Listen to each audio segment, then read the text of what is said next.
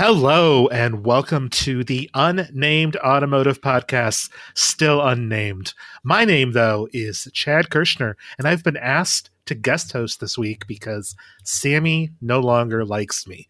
But in lieu of Sami not being here, I'm, of course, here, and my friend, longtime friend, automotive journalist, expert, comic book author, French Canadian, and one of the nicest guys you'll ever meet, Benjamin Hunting. Hi, Ben. Greetings, Chad. One of those is incorrect. I am not French Canadian. But you live in the Frenchish part of Canada. That is correct. Where right. Where were you born? Do I know this? I was born in Quebec. Yeah. Oh, okay. Yep. Well, hello. How are you? Well, things are okay. Let's go with okay. Let's go with okay. Where is Mr. Hashasad? He is in Ireland right now, discharging his family duties. Oh, well, good for him. I'm happy that he's driving a car that we don't get to drive here, and he's going to talk about it when he gets back. That sounds about right. We try to do that when we are in Europe, in Europe. Yeah. Well, that's sad. I haven't seen him when did I last see him? Oh, the last time I saw Sami was on the first drive of a car you can no longer buy. Which was? The electrified GV70. You can't buy that anymore? I'm driving one next week. I'm pretty sure they canceled it for next year already. I think the G80 was canceled. Oh, I thought they did the 70 too. But maybe not. I'm pretty sure I'm driving a 2026 GV70. Electrified. The EV. Electrified, yeah, with the plug. EV. Let me double check. I can actually check on that right now because I have my bookings listed here. I could be wrong. I think it was like a small refresh. Yeah, I have a 2026 booked. Okay. Well, but I know the G80 is gone. Okay, the electrified G80, that must have been the one they killed.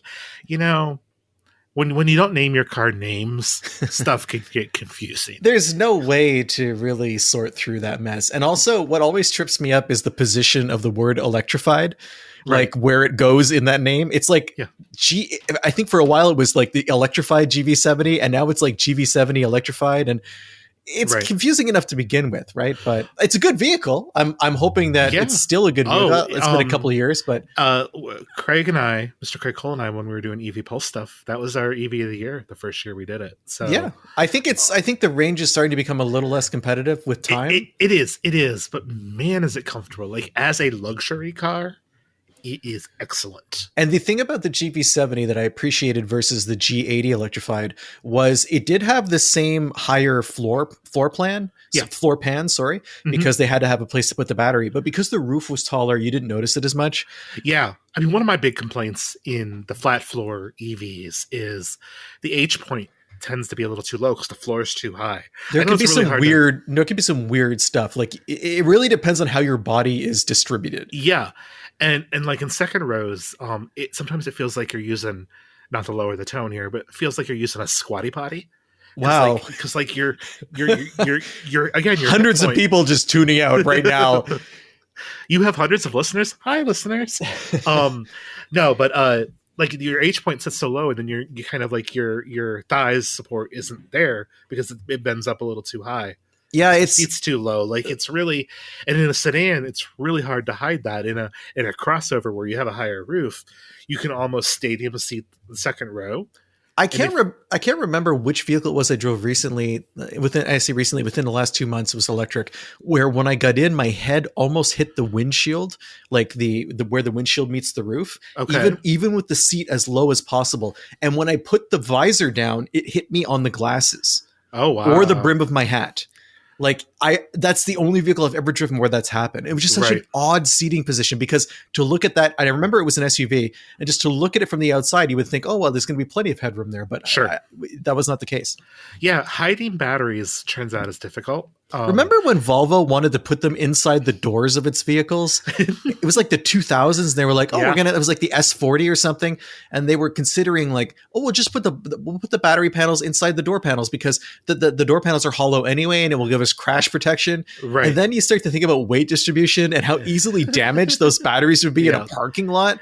And it's kind of, I think it was just the EV enthusiasm era where everything was going to be electrified as quickly as possible, and engineering kind of took a backseat to that. Well, BMW pre New A Classa, however you pronounce it. Pre that, so like those first platform shared EV gas cars, they actually would cut out either of the battery pack, or were able to position the batteries around the footwell in the rear seats, so you still had the cutout footwell, so the rear seats were still comfortable, even with the batteries possibly around it or on a flat floor. But a full flat floor really is hard to get seat comfort right, because everybody wants as low of a roof as possible for aero. Unless you're building a full-size pickup, in which case they're going to add a second story to that roof line. That's why you just double up the battery pack and make it weigh as much as a Honda Civic. I'm surprised we don't see double-decker pickups at this point.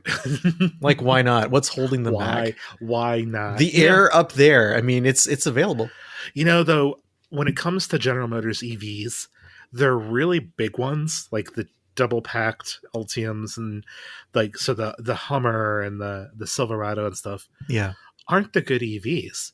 The good EVs are the smaller, lighter Ultium ones. Not that an EV is light, but stuff that's efficient. Yeah, so like Lyric and lower, or Blazer and lower, maybe even the new Bolt. Segue alert. Like, those seem to just be a nicer overall experience, including driving. The Hummer is this weird example because I don't think it drives well, and the NVH is terrible. It's better in the SUV than the truck, but like, it's a Hummer, so like, you give it a pass for everything because it's just like a Jeep Wrangler for a lot of people.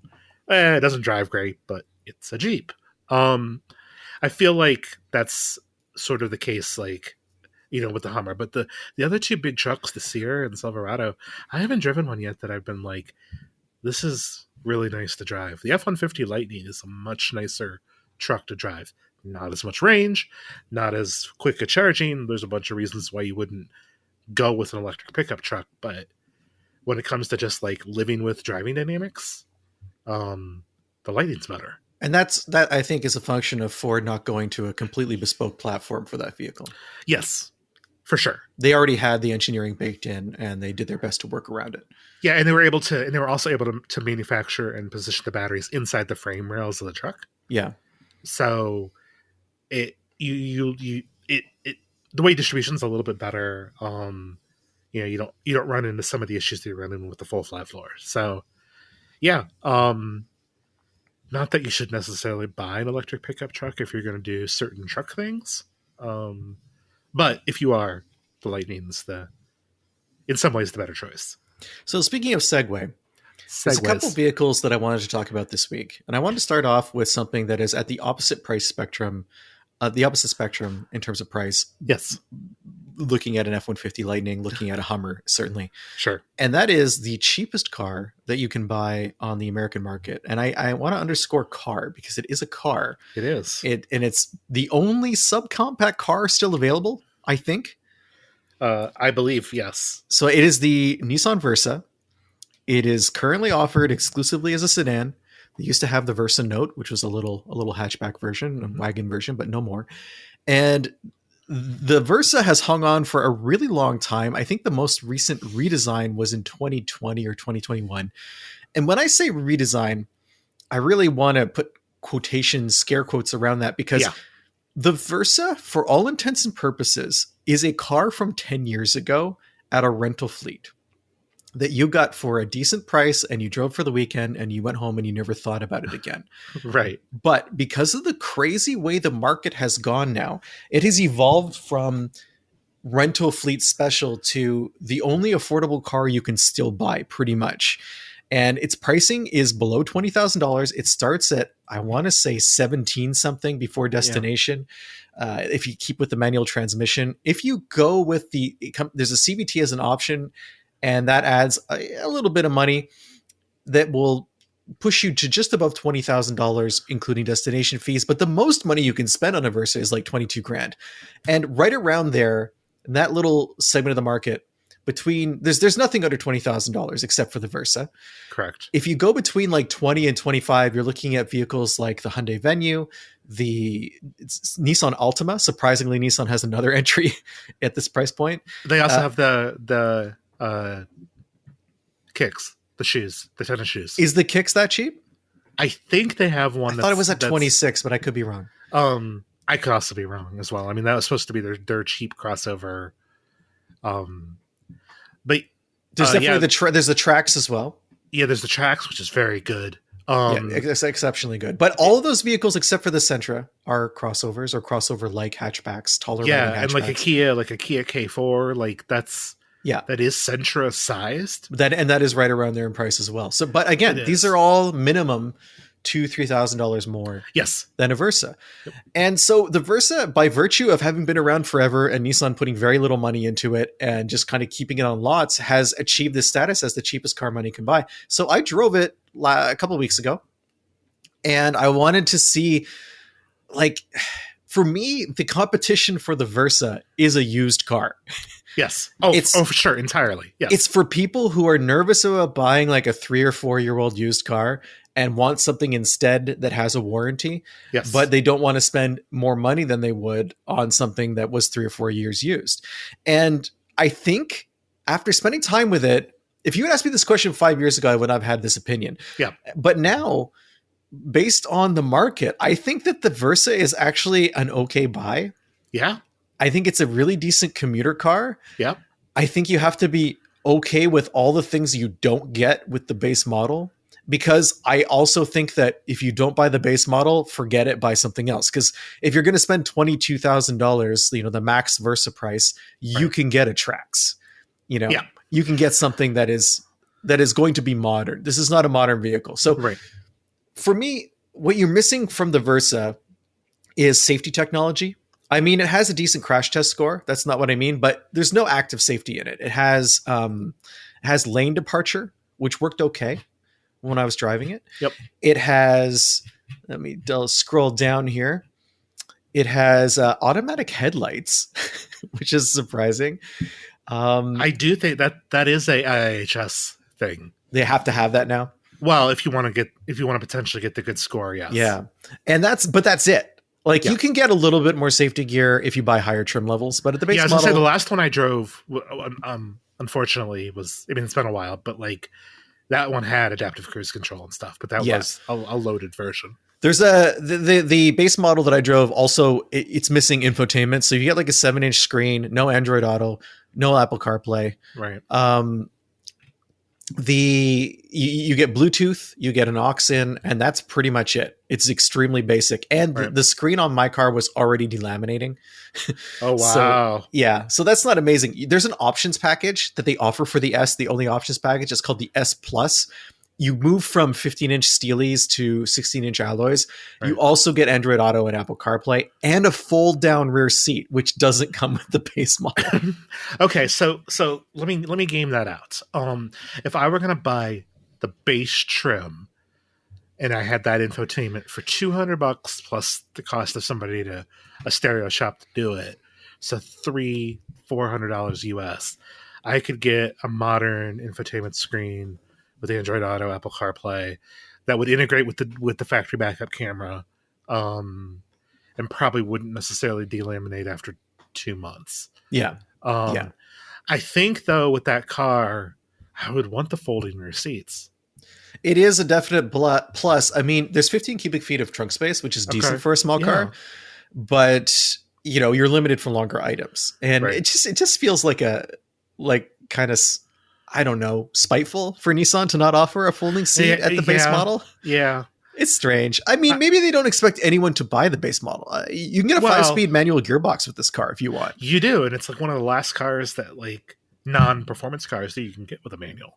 I think there's the Civic. Is the Golf still available with a manual? I don't remember. No, okay. GTIs. I mean, we only get the GTI in the US now. In Canada, the Sentra still comes with a manual in the base model. Same in the US. No, I don't think so, because I went to review one for a Sentra. US. The Sentra. I'm sorry. I thought we're still. My bad. It's been a long day. Sorry. That's okay. Because I went to review one for a US client, and the spec we had here was not available in the United States. So I completely agree with you. One thing I think that that might hinder your recommendation is there's lots of things. There's more than one. Without I mean, I am, let's say, 95% sure that the 2026 model will have a higher MSRP because it'll factor in the tariff pricing. It's entirely possible, yeah. Although in Canada that won't be the case. Here it starts around 22, 23. Okay. 23,394, which is pretty cheap for the Canadian market. Yeah. I've heard some things that the pricing is probably going to crest 20 to start. So that still doesn't make it necessarily a bad deal, but when you're looking at something like a Trax or whatever, the thing about the Sentra is, I mean, kind of bringing the Sentra back into it, it has an independent rear suspension. And it's larger. It is. The CVT, not great, but you get that larger car and it's going to ride so much nicer because it doesn't have that torsion beam in the back, which everything else in that class outside of maybe the Volkswagen, the Jetta, is going to be, I think even the Jetta's torsion beam. Like, it's really hard to find an independent rear suspension on a $23,000 car.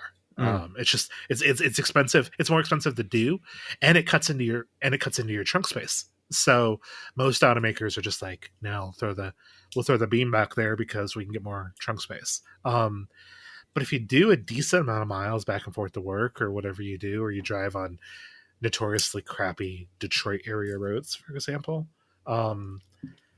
the Sentra is a nice place to be. I know we're not talking about that necessarily, but yeah, Versa or a used car, Trax or a used car. It's A4 or a used car. Like, it's just, I think it's primarily the warranty that's the real appeal here. Yeah. It's a 1.6 liter 4-cylinder. You get 122 horsepower. It's not a lot, but the car weighs less than 3,000 pounds. Yep. And with the CVT, compared to some others, like I had a really bad experience with the Honda HR-V this summer. Okay. And that CVT was not well matched to the vehicle. But for the Versa, which has less horsepower, it was fine. Like occasionally it's a little bit coarse, but it's not a problem. Yeah. And you just have to really plan out your driving. Like, this isn't a vehicle where you can just pass at will and pull out in the opposite lane. And I got great fuel mileage. It's rated at 35 combined from the EPA, and I saw 37. Yeah, so, that's really, I mean, that's pretty solid. Yeah. I honestly, I had no real complaints about the car. It did everything it was supposed to do. It did all the car-like stuff that it needed to do. It didn't, I mean, so often I drive a car and I'm like, oh, I would like this car if it was $10,000 cheaper. Right. I didn't feel that way about the Versa. I was like, the Versa is well priced. The Versa makes sense. The Versa is for a very specific customer. I don't know how many of those there are right now. I think there's going to be more. Like, that's I mean, not to be the doomer on this podcast, but we are heading in. I mean, the U.S. especially is heading into a recession. It's going to happen. So I would say that's right. And defaults are already starting on car loans, and one of the subprime lenders have already gone under. And car loans are already out of contrut with like 84 months, 96 months. It's just $1,000 or more. The average new transaction price is $50,000 in the U.S. It is. All the signs are leading to a not good place. And I always thought, I never liked driving it, but the Mitsubishi, the cheap one, what was the Mirage? I never drove the Mirage. I didn't like the one that I drove. Don't get me wrong. I didn't like it, but Mitsubishi at the time was doing either a 5-year warranty and a 10-year powertrain. Like, they had some ridiculous warranty, some way to strong arm people into showrooms, right? Yeah. And if you are looking for a piece of transportation that you know is going to be reliable, and you don't want to or can't spend a ton of money on a car, you could do worse. So it's funny you bring up the Mirage, because that brings us back to Nissan. The problem with the Mirage in Canada was we got the Micra. Yeah.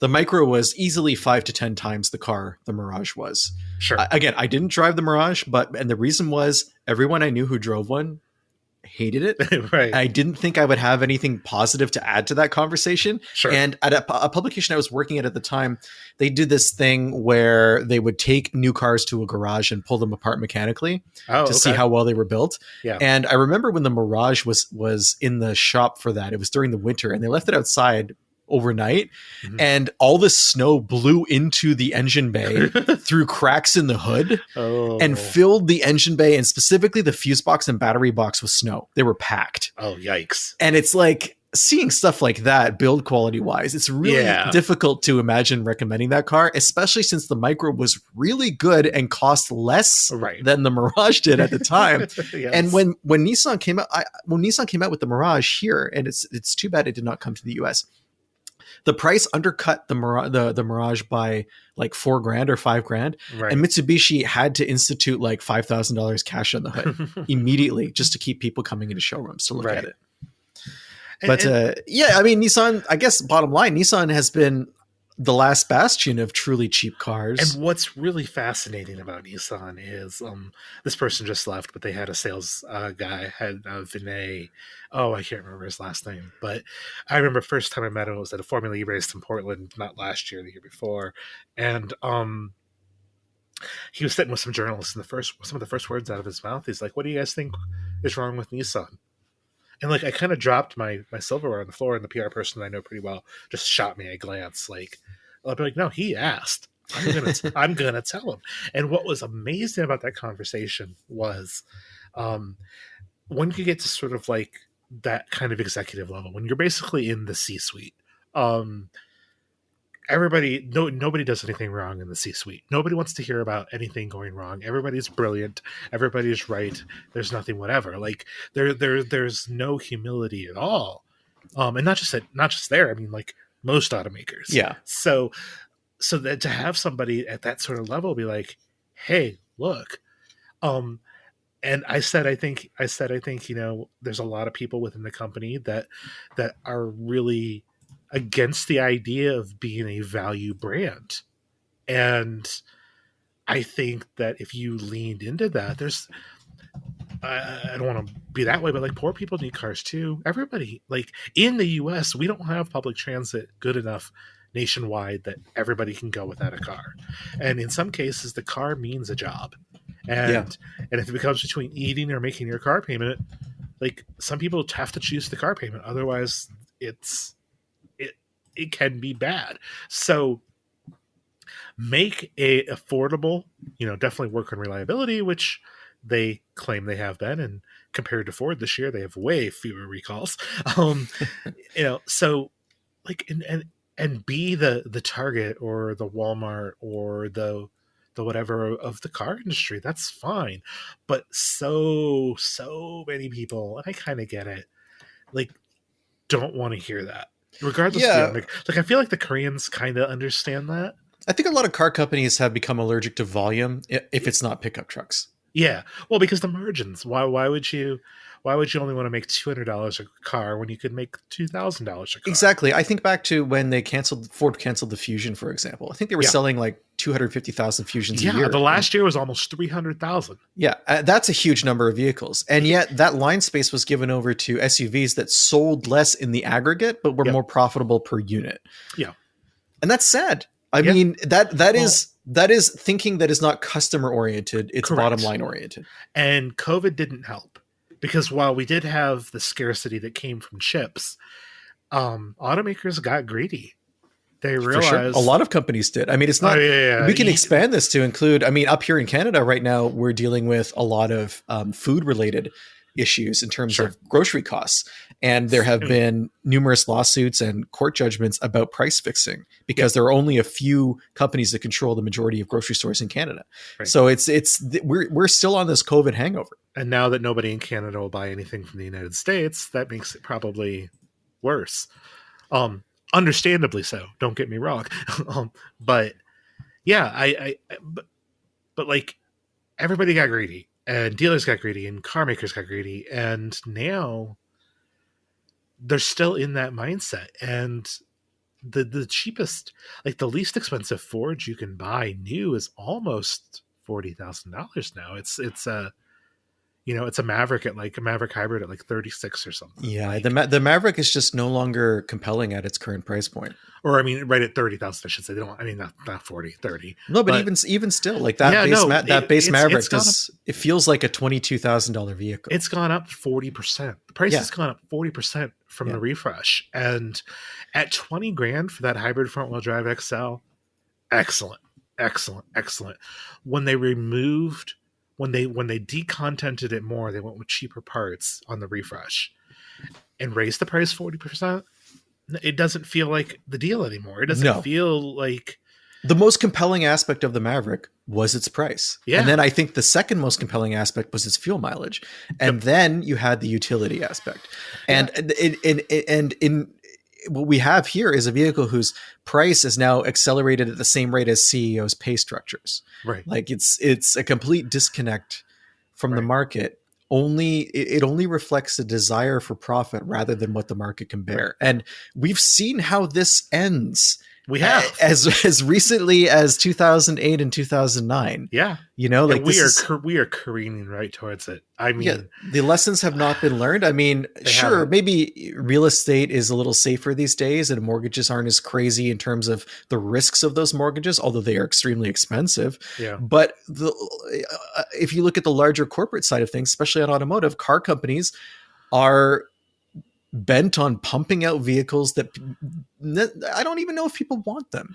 Well, 40%, something like 40% of the U.S. stock market of the Dow Jones, 40% of its overall value is based in AI stock. Yeah, and there's going to be a huge market correction there. Again, something that I personally lived through back before I did car writing. I worked for a .com in the late 90s and the early 2000s. I remember that. Like, how did that work out? That did not work out very well. I'm old enough to remember that. I'm old enough to remember I just started grad school in 2008. Like I remember all of it. Like, and the people were, this is digressing. I apologize. But like, but there are cars out there that are, I don't feel like that if you want to buy an inexpensive car, you should have to feel like you're poor. I don't think you should be penalized. You feel like you're being penalized for buying an entry level car. Exactly. And I think that was what was so cool about the Micra, is that it drove well, it looked good, it was priced extremely cheap, and the features were fine. You know, flash forward to now, we have the Versa. It doesn't necessarily drive great. I mean, it's not engaging to drive, but it drives fine. The real issue with the Versa are the features. It lags. It doesn't feel like a modern quote unquote car because you're missing the smartphone integration and you're missing the safety stuff that most people are used to.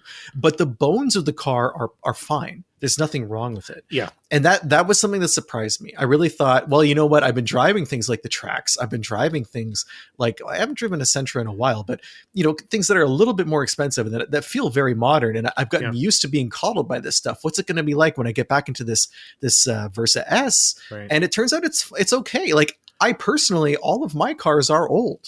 Yeah. So like I'm driving a lot of pre-screen cars all the time. So like, I don't expect people to want that, but the experience, I guess, is not as jarring when I find it in a modern vehicle. Yeah, I just completely agree. Like it's, but I do think that we're getting some. I hate saying just adjusted for inflation because wages haven't followed inflation, but if you look at something like the value that you get in a car now for $25,000, it's incredible.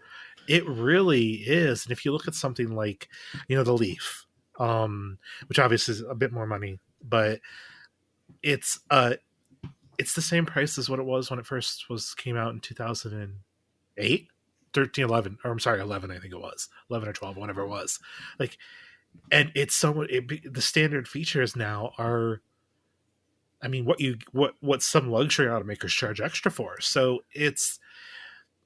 we really are kind of blessed with what we have available now. And blessed isn't a great word, but like we really are in a kind of a good place with cars. But then we're also seeing this push for margins and hiding the true value of a car's purchase price in longer and longer loans or manipulating leases. I was just talking to somebody on Blue Sky today about I'm doing this list of EVs, 2026 EVs, and how much you pay for every mile of range. So what is the best value in terms of dollar and range?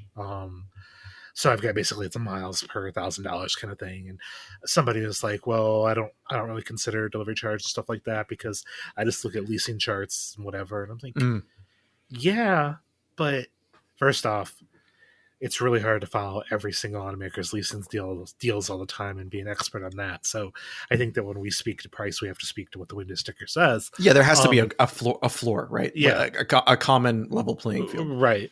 But also, like, you're so payment brained when you're like that, and I understand buying a car based on a payment. That's fine, but it becomes such a venue to get you into something more affordable, or something you can't afford, I should say.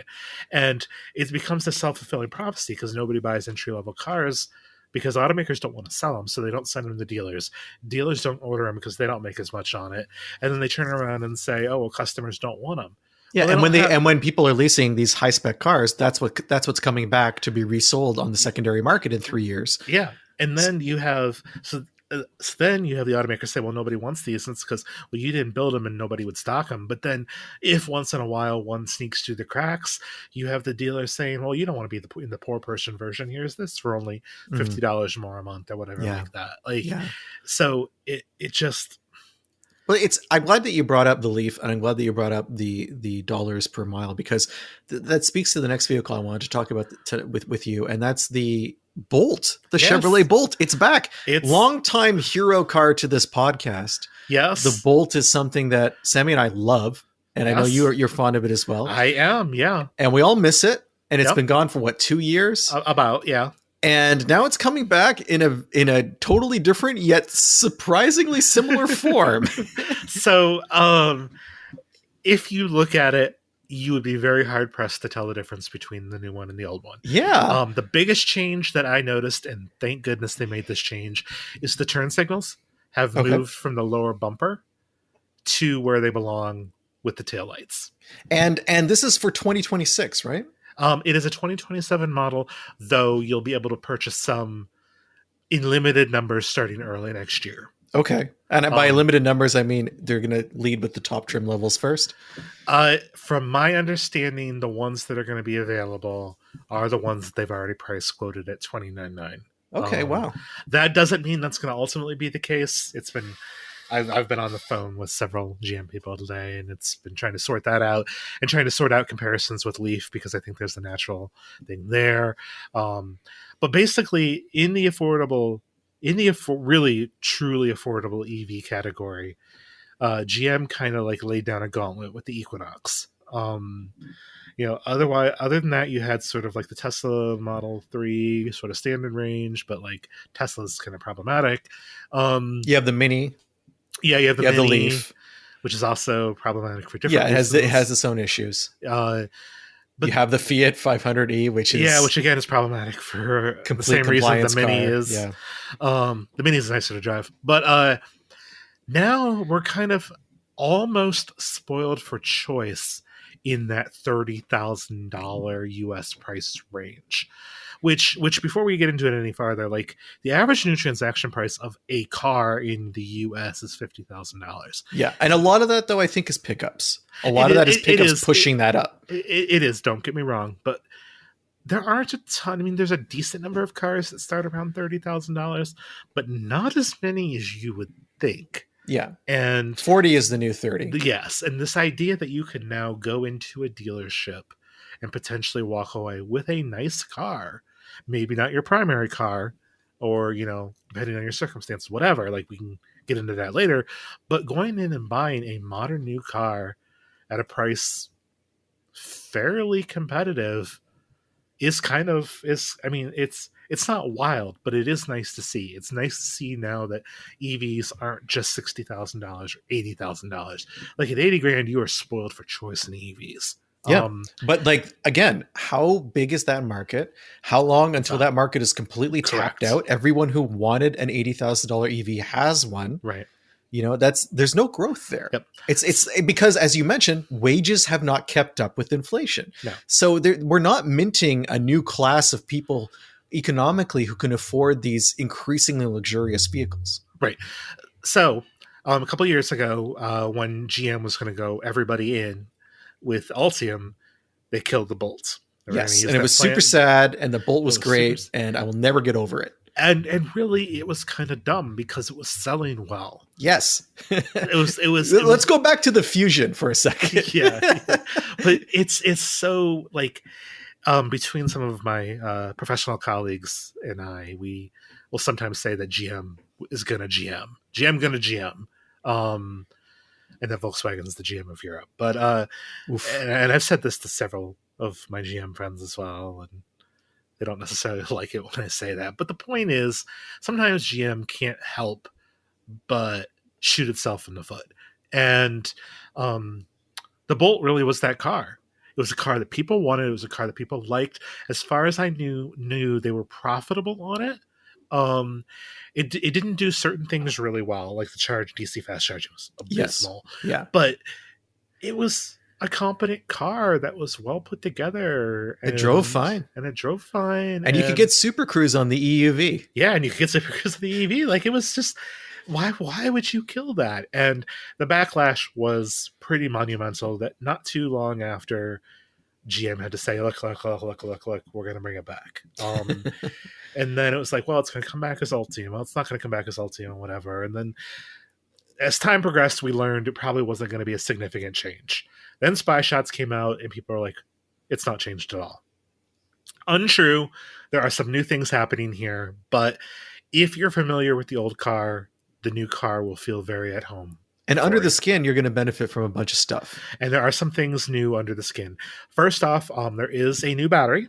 Yes. It is the same capacity at 65 kilowatt hours. However, it is a LFP lithium. Gosh, I'm not even gonna get it wrong. But LFP, it's less energy dense than lithium iron phosphate.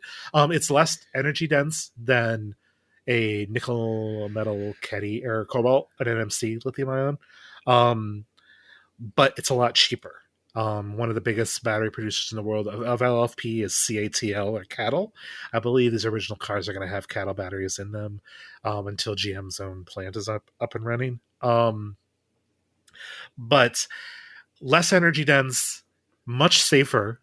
You can drill into a LFP battery with a drill, and it might spark, but you're not going to have a thermal event. You do not have the thermal events the way you do with NMC. Thermal event is a fun euphemism. Fire. Yes. Fire. And bolts know about having bad batteries. Indeed, they do. Fire. But so these new batteries should be safer, but being less energy dense, you don't get as much performance out of them for the same size. So you're getting 255 miles of range compared to, I think, 260 something on the previous car. So it's down a little bit on range. DC fast charging is significantly improved. You get a native NAC Sport J3400, which is more commonly known as the Tesla connector. It will work on the Tesla supercharger network, among other places, and it'll peak DC fast charge at up to 150 kilowatts. That's almost 3 times the peak charging rate as the outgoing car, and is directly competitive with the Equinox, which is bigger, the Leaf, and pretty much everything. The Kona is still 85 kilowatts, but we haven't seen the 2026 one of that yet. So basically, in that $30,000 price point, it's nearly at the top of that performance scale. 150 kilowatts is starting to be on the lower end overall, but again, the lower end is a completely position for your lower end car, right? It is. And somebody buying a Bolt maybe isn't using it as their only car, though you could with the new one, just like you could with the old one. But now you could conceivably take a road trip and not have to sit forever at a charger every 200 miles. So that's those are honestly the biggest changes. Some smaller changes come in. One of the upgraded models will have the latest version of Super Cruise, which is hands off, eyes on, hands off, and it'll take exit ramps like interchanges and stuff and make sure you're in the right lane. So the only other GM Super Cruise vehicle that does that right now is the Celestiq. So you take hand-built, one-off, $400,000 car, and now it's in the cheapest car they make. It's pretty impressive. It is. Trickle down technology is an actual thing at GM. Yeah, it is, and they take it seriously. And Super Cruise is really good. So there's that positive is that being available as an option. Higher trim models will have like heated and ventilated seats and stuff like that. So like you can get some really cool options on this. A plus and a drawback is there is a new infotainment system. It is Android Automotive based, so the built-in Google Maps will talk to the car and do battery preconditioning if necessary, and be able to route you to chargers based on how much range and stuff you have in the car. You've got all of that connectivity, which is great, but like all new GM EVs, you cannot get Apple CarPlay or Android Auto. Woof. I understand their argument. I don't agree with it. I think their argument is smoke and mirrors for wanting to harvest driver data. It's hard to argue with that. For what it's worth, Tesla, which does have some new pricing out on their new standard model that came out this week as well, or this week as we're recording, also doesn't have it. But I still have a hard time arguing with your point. But yeah, it's only available now sort of in that EUV kind of body style. Like it's a little bit bigger. But the starting price with delivery of what I believe are going to be the first versions on sale is $29,990. Now, do you think that this version of the Bolt is going to be as popular as the previous version was? Do you think this is an example of a good formula extended, or do you think it's going to be something that's going to be hard for GM to move now that they've had this pause in Bolt sales? So that's a really good question, and I think part of it is going to yes and no. I'm gonna hedge, and the reason why I'm gonna hedge on it is the Bolt didn't have any competition. That's before. True. That's a good point. And now the Leaf S Plus, yes, with this destination puts it over 30. It's at 31,485, but that's 303 miles of range, and you can use Apple CarPlay. Does it charge at the same speed? It does. And they're not still on the old connector, are they? No, it's also it's not the Chad Emo. It's not the Emo Chad. It also has a NACS connector. Okay. And then you still have the Equinox, which is again no CarPlay and stuff there. But if you want something a little bigger, that's not necessarily the worst place in the world either. But there's competition now, and there wasn't competition before. I think it might be, you might see the Bolt making an impact on other EVs. Like if you're looking at something like the Kona EV versus the Bolt, I think that the Bolt is going to take a chunk of those sales at its price point. Yeah, if you get into different showrooms, the Kona's the 26 Kona, they've dropped the big battery version, they've decontented the car. We don't know how much it's going to cost. Presumably Jose Munoz and the Hyundai Motor Group are going to price that somewhere below 30. But we don't know yet because they haven't announced it. They did get super aggressive though on Ioniq 5 by taking nearly 10 grand off the price of the car. Yeah, that's wild. They haven't done that here. I can tell you that. Yeah. So 800 volts eGMP for 35 grand predestination. Yes, that's 5 grand more than a Leaf, but I would argue it's almost 5 grand better of a car. Yeah, for sure. There's no question there. The only issue is that I have, and we talked about this on a past episode, was with the NACS connector now, you're essentially, cutting the car off at the knees in terms of its charging speed because of that 800 volt architecture not being able to interface properly with superchargers. Yes. And so that's, I believe Hyundai has that figured out. Because you were able to, for a while, use their Magic Dock. And they have figured out their inverter problem. The only ones that I know right now that haven't completely solved it is actually Mercedes-Benz. The CLA, which I drove earlier this year, on US-bound versions of the car, will have a NACS connector, but won't have...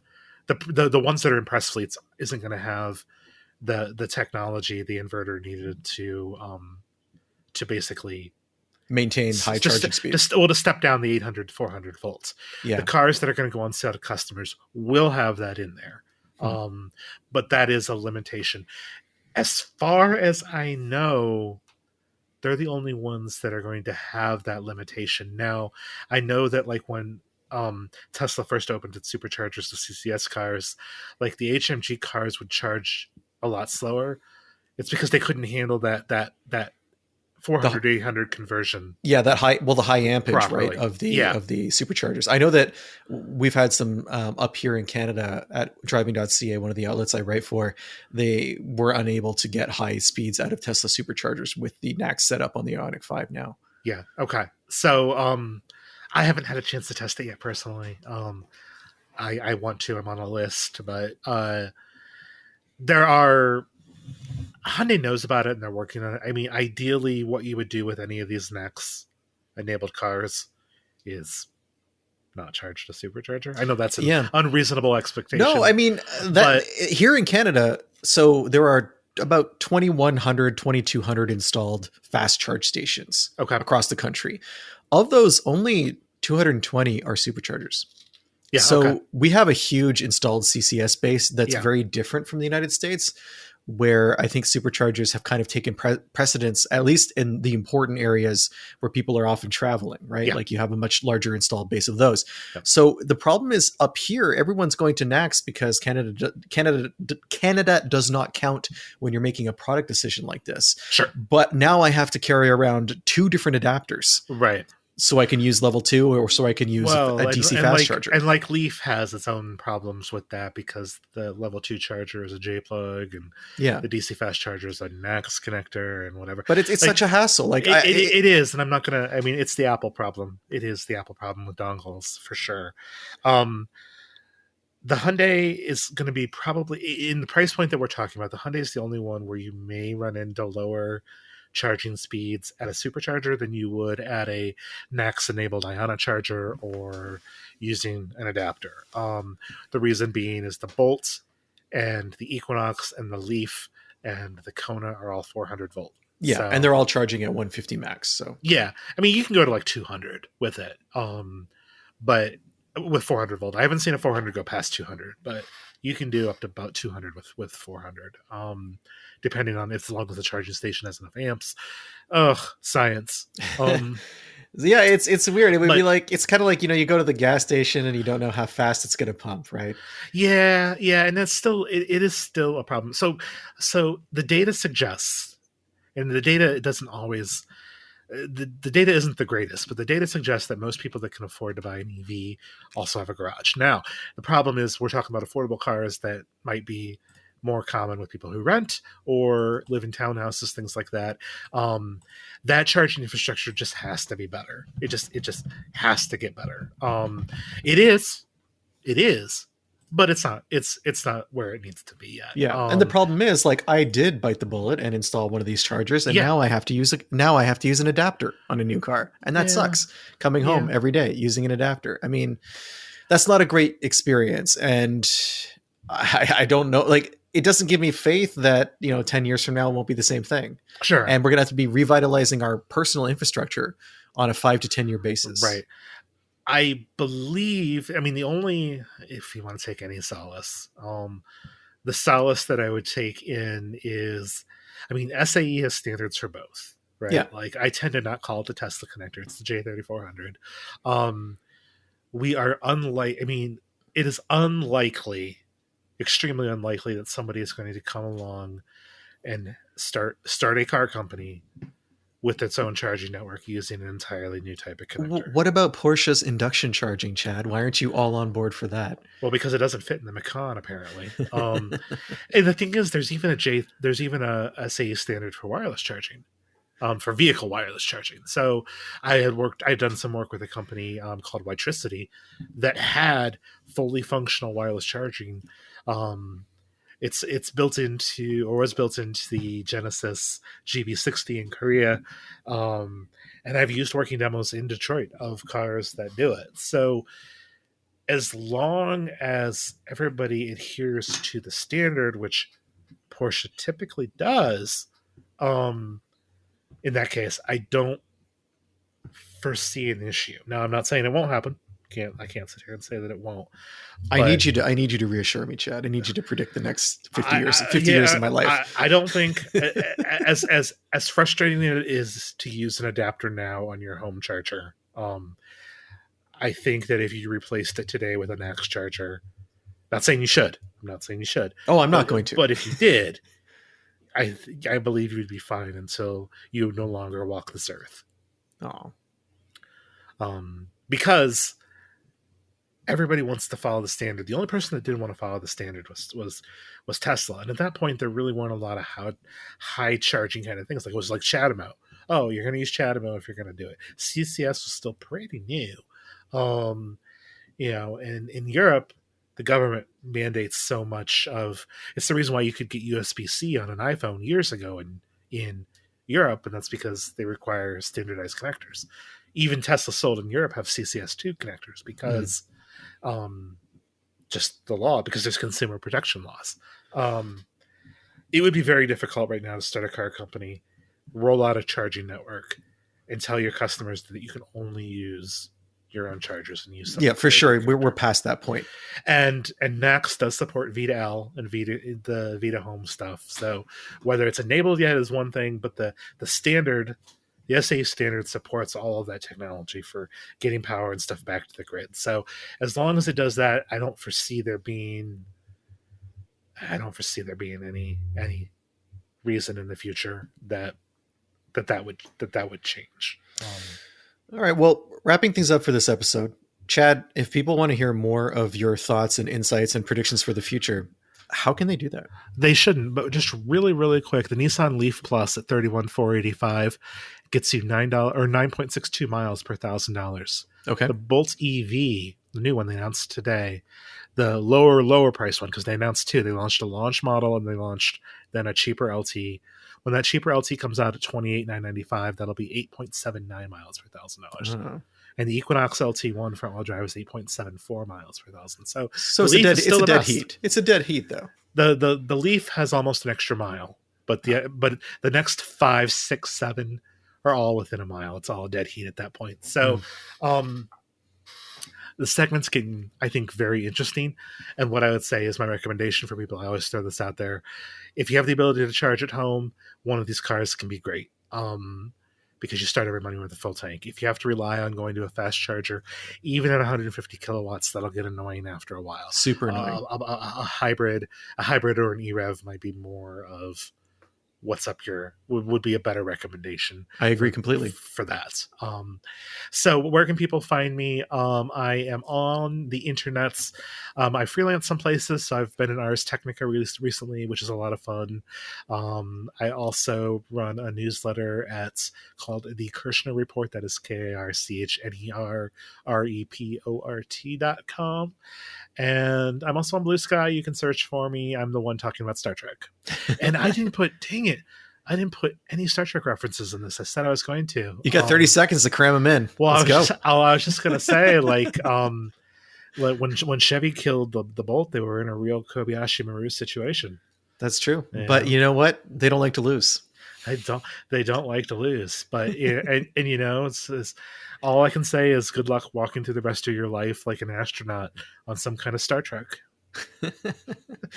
Chad, this has been a lot of fun. Thank you for being here. And I'm a little sad we didn't get more Star Trek, but I'm happy that we did get next time. Close out the show with it. I don't think we're going to have an episode next week because Sami is still gone and I have to do a dental procedure that is going to make me unable to talk for a little while. Oh no. Or at least talk in a comprehensible way. Wow. I've mentioned on the past. So to close things out for me, my comic book Kickstarter is going right now at modeluncomic.com. It's 90s aliens, private school, Model UN, manga style. I think you'll love it. I know a lot of you have supported me in the past and I appreciate it. It's digital only, so you'll get the book right away once the campaign is over. But in any case, I bring that up because I've been doing all these other podcasts for the book, and I'm booked like almost every single night of the week. And I had this one night where I wasn't booked, and I was able to do this dental thing, which sucks. And I've been waiting a long time for it because my mouth has become a horror show. As after I turned 40, just like everything sucked. And yeah, all of that adds up to, with Sami not being away, probably no podcast next week. But when he comes back, we're going to be talking about the Jeep Avenger, which is an electric vehicle that we never got here that we probably should have got. And based on some of the people that I know that have one, maybe we shouldn't have had it. So I'll be really curious. So you're saying it's very on brand for Stellantis and their EVs? Possibly. I'll be really curious to see what Sami has to say. So we'll be talking about that, and I will also be talking about the Subaru WRX TS that I drove recently, and which I have many, many thoughts about that caught me almost completely by surprise. Yeah. So again, Chad, thanks for doing this, and thank you everyone for listening, and we'll talk very soon.